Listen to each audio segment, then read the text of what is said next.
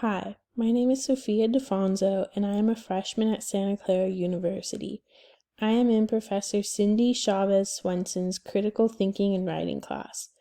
My major is bioengineering, and I am currently on the biomolecular track. In my future career, I hope to acquire a job surrounding genetic research.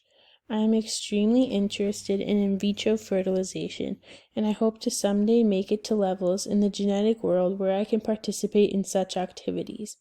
The article I chose to do my poster board and research on is titled Sexual Harassment in Secondary Schools, Prevalence and Ambiguities. A mixed method study in Scottish schools. The researchers who collected data within this article include Helen Sweeting and Carolyn Blake. Their goal was to obtain more information regarding sexual assault and harassment within the United Kingdom. They compared their goal to the American research project in schools called Hostile Hallways, which surveyed American high schoolers on their experience with forms of harassment. This was their main idea of their research project. Now for the poster board. Abstract. The overall purpose of the article was to find data regarding sexual harassment among adolescents and in the schooling system in general. The writers of the article went into detail and explained how most intimate relationships are formed while in an academic or work environment, so it is crucial to study how such conditions could lead to unwanted behavior with others. The title of this article is important because it deep dives into why situations like this are prevalent and ambiguous due to ever-changing boundaries. Objectives: to understand the levels of harassment occurring in schools, to interpret the ambiguous nature of assault in academic environments, to prevent further incidents from occurring and educate students. Hypothesis: rates of sexual harassment of all kinds will be prevalent within a school setting. Numbers of victims of harassment will be higher in girls than boys. Methods: to broaden the amount of research on sexual harassment in the learning space in the UK, Scottish teenagers were surveyed. 683 students were required to report their sexual harassment experiences in the past 3 months. Students' ages ranged from 13 to 17 years old. Students were surveyed on different behaviors to determine which ones are unacceptable or acceptable. And right here we have the Stop Sexual Harassment poster, and there's the hotline. And then under here, there is a poster about being a victim and what to do.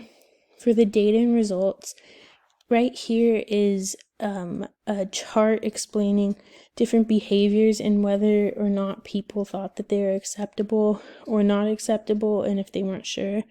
Then here is different rates of boys or girls reporting sexual harassment, whether it be name calling or physical touch, and you can see that girls had a higher percentage.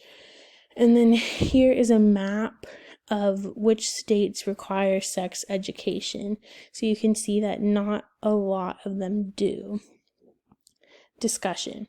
Prevalence of sexual harassment in school. 2/3 of students experience harassment within the last 3 months. Rates of self-reporting perpetration were very low, and students who have experienced less serious sexual behaviors are more likely to experience so-called serious ones. How do gender, age, and sexual orientation affect this? Higher rates of victimization occurs in young women. Few differences were found between boys and girls when asked about different forms of harassment, and some may be pressured to tolerate certain behaviors because of their environment. What is considered acceptable and unacceptable behavior? Many use the term, "it depends." When non-consensual, it is not accepted. Factors of the situation can determine the acceptableness. Conclusion. Results displayed that 2/3 of students that were surveyed reported some form of sexual victimization within the past 3 months.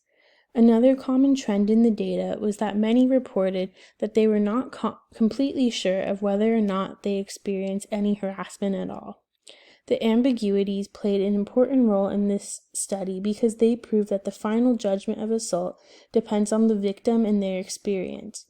Some examples of such ambiguities include familiarity with the perpetrator and the victim, and the level of physicality and harm exuded on the victim. These both go to show the importance of sexual education within classrooms across the world.